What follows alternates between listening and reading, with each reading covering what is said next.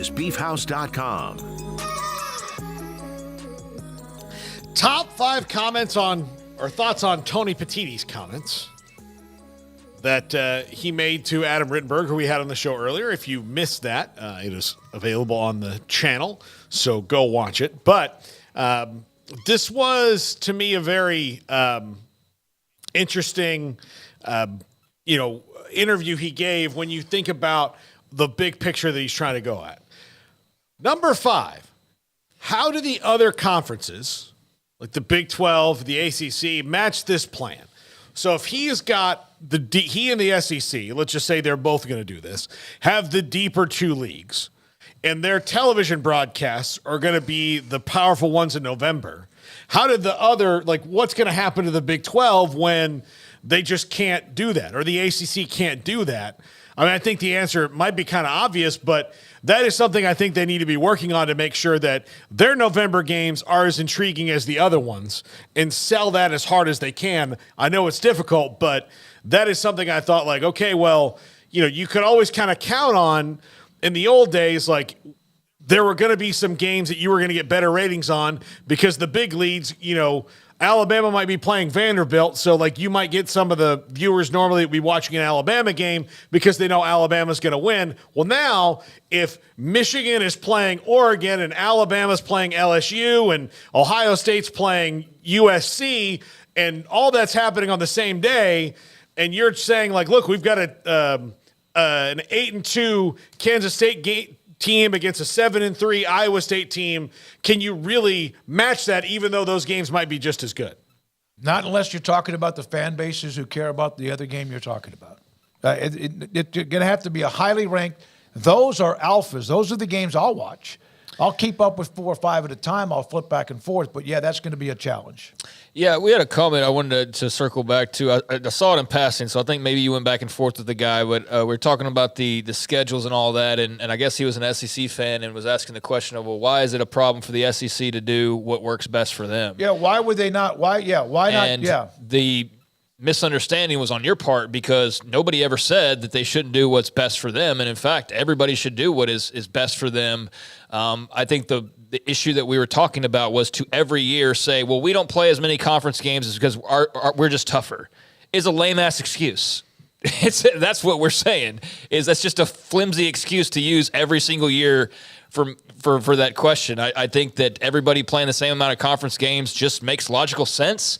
But to say, well, yeah, you all do that, but we're going to do it this way. If you want to do it that way because that's the way you want to do it, just say that. But don't say it's because it's too tough. That just doesn't ring true to me. But I wanted to just get to that. But, Paul, I don't think you do. I mean, there's nothing that you can do. I mean, at some point we have to be realistic and say the Big 12 or the ACC, although the ACC can throw Florida State and Miami there at the end of the year, or Clemson and Florida State, and they can still have some of those matchups. The Big 12 is just going to have to hope that somehow they stumble onto the right combination, that it just turns out those 2 schools happen to be really good, like Texas Tech and Oklahoma State ends up being some game in November that you lucked into that being 2 undefeated teams somehow or something. But outside of that, you can put the most watched brands on against each other, but that's not necessarily going to generate that rivalry heat that adds extra viewers or extra interest. So, yeah, you're just going to have to kind of hope that it works out in a way where there are big-time matchups going down the stretch run, because you can't just put 2 brands together and guarantee there's going to be 3 million viewers for a late November game, much less 5 or 6 or 7 or 10 if it's the right matchup. And you also have the right circumstances surrounding it. So they're not going to be able to have an answer for every question. They're not going to be able to keep pace. Monetarily, we know that. So how do you best attempt to match it without probably being able to match them in every single way? Yeah, I don't know how you do that, but I'm sure that's what your mark and them are trying to figure out. Yeah, absolutely. Number 4, more week 1 bangers. Look, because if you're going to push some of your lesser conference games into the early part of the season, and then you're going to push some of the better ones later and try to move the schedule that way, then that means that your non-conference bangers might not get to be in week 2 or 3. They might have to be in week 1, which might mean the opening week of the college football season is not so as peppered as you might have an FSU, LSU, and a couple others, and then a bunch of people playing their FCS opponent or one of their lower ranked opponents, the bangers might all be pushed to week 1 to maybe make the kickoff event of college football that much bigger. Because again, if you're talking about TV eyes and getting people excited, if you're kind of telling them like the middle of the year might be a little up and down, but the front and the back is going to be great, then I think that might be what happens. Because if you're in the Big Ten and you're saying like, look, Michigan and Oregon are not going to play on September 20th, but they are going to play on November 10th, which means that Michigan and Iowa, or that's probably the worst example, but Michigan and Purdue are going to play on September 20th. That means that like you're kind of mapping out like the worst games are going to be in September, at least TV-wise. I hope not, because I enjoy more than anything, obviously, the games as they head down the stretch in a conference. I love the big non-conference games in September. I enjoy that. That allows me to get kind of stoked up for the rest of the season. Yeah, and I wonder how that changes, if at all, moving forward, because now you've suddenly got the reasoning of, well, now we've got the conference is tougher than it's ever been, so we don't need to go schedule Georgia in the non-con. Yeah. Or will Georgia have interest maybe to go play USC in the non-con because they've got 9 SEC games here in 2 years to play, and that will be enough for them. Yeah, the non-cons will be very interesting to see how much that changes, if at all, as schedules and conferences start to change up. But yeah, I guess what's your premise here? Is they're going to put more games in week 1 that so are like their non-conference bangers have to be maybe pushed to week 1 or earlier than they were. Like they probably can't put them September 20th because you're putting all of your conference tough ones. If he's saying November is going to be the toughest month, then that means that September, you're going to have to maybe, if you have those big ones, play them a little bit even earlier, like 2 weeks earlier. You're talking about non-conference? That's when they would be played. Well, not necessarily. You're not going to have those like 2 games before you get the tough one, like the toughest one. Like if Alabama and Texas is not going to get to play Wyoming in week 1. They're going to have to play Michigan in week 1, as opposed to letting your FCS part of your schedule play out and then getting that one to warm up. Like they're going to really have to push the first part of the season because they're kind of acknowledging that once you get into the conference season, late September and October, those are going to be the middle ranked games. Yeah, I don't know. I don't really know that it needs to change very much from what it is. I don't think it makes a difference if LSU and Florida State play in week 1 or they play in week 3 and then go into their conference schedules. I just don't know that makes all that much of a difference in the bigger picture. So I think it'd just be great in general to have better matchups in week 1 just for the television audience to get excited about college football. But I think you're going to have to spread this thing out. You're not going to want to, and I took his conference or his comments differently. I didn't read that as like we're putting the murderers row in November. I read that as they're just going to try to have a bunch of big games. That doesn't mean you're going to have like every big game in November. So yeah, I just read that a little bit differently, that it's not going to be necessarily like back or bottom heavy.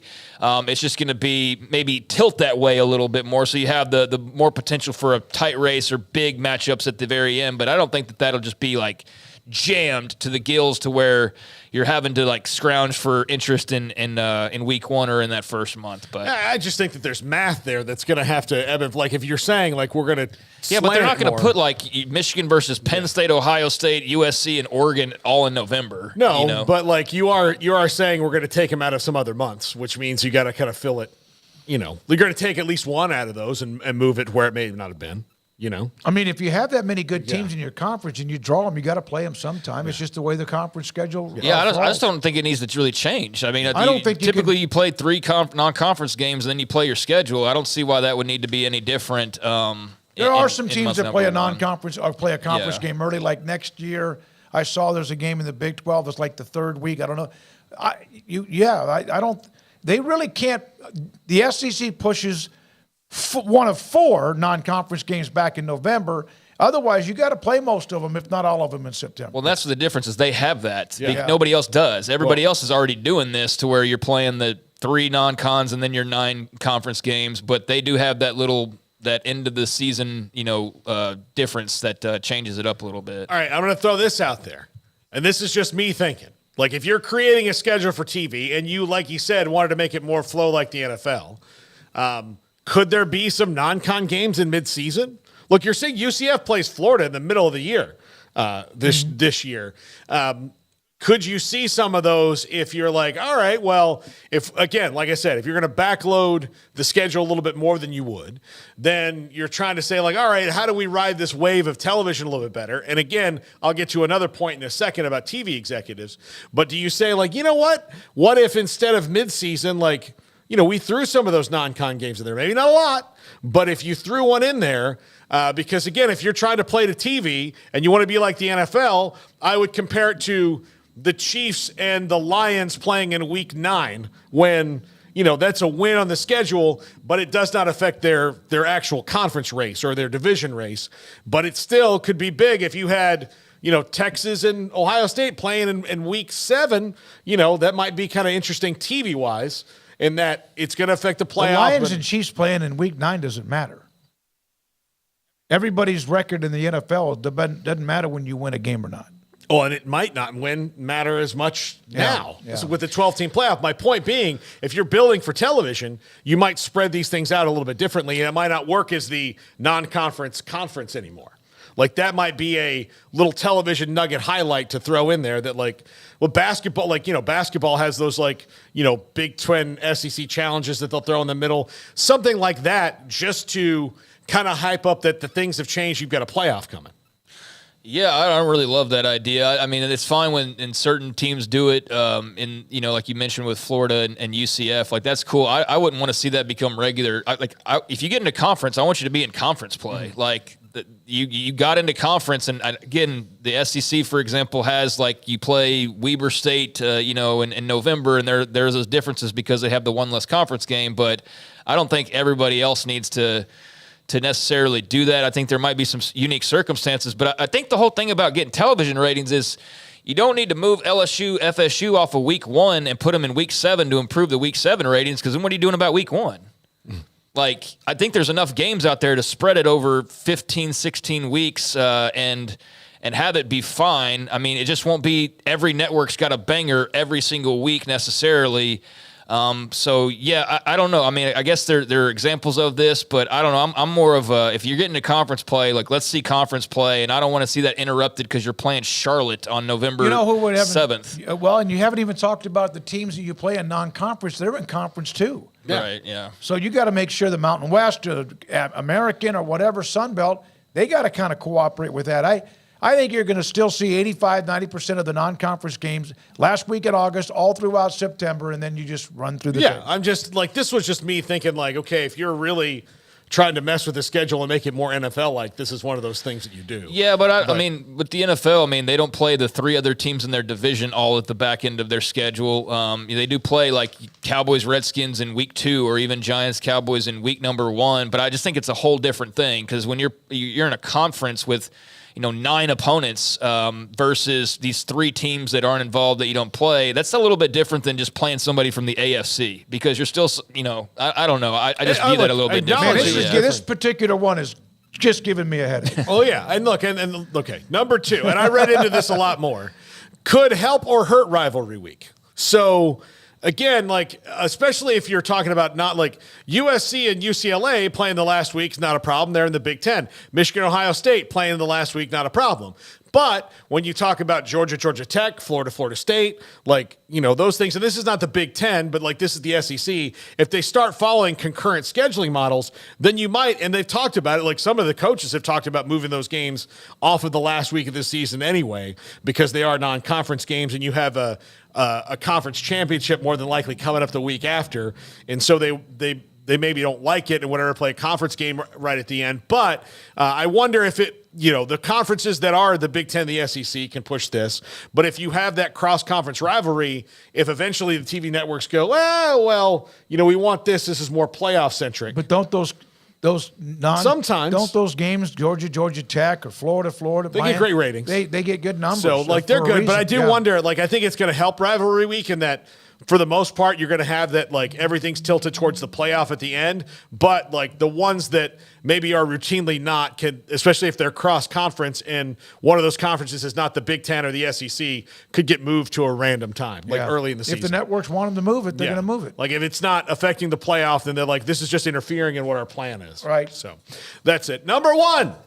TV executives make TV decisions. And that's what Tony Petitti is. He's a TV executive. And so when I hear him talking about this, it's almost like I'm reading a book about a classic sitcom that had a walk-on character that was supposed to be in 2 episodes, and everybody loved him. And they're like, oh, we're going to put the mailman in all the time.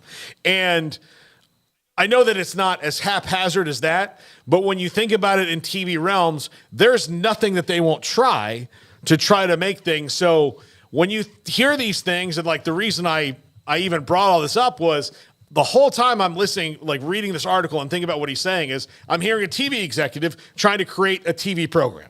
I'm not hearing a guy necessarily concerned about fans and the college football as a whole. I hear a TV executive making TV decisions. That's what I hear. Yeah, I mean, I didn't look into it as deeply as that, but I can see where you're coming from with that, and I just think there's so much unknown right now. But it's more than fair to assume that could be, what's kind of going on with a guy like Petitti. I mean, but the point of your statement here, if TV execs make TV decisions, is true, and the TV execs are running college football, so. What they want at the end, I think, is just the clearest thing that we could say is, TV execs are the ones in charge, basically, at this point. It appears, at least. That's the way it comes across. And so, whatever ends up happening with Rivalry Week or with non-conference games or any of the other things that you mentioned here, I'm sure the athletic directors and presidents will have some say, but ultimately ABC and ESPN and CBS and NBC and Fox and all of those outlets are going to be the ones that make these decisions. I think that's what we know at this point. Which is why we have such a mess, or at least not so much. You could say a mess, but that's why we have so much of the change in college football, conferences, and realignment. Yep. All right, Paul, thank you very much.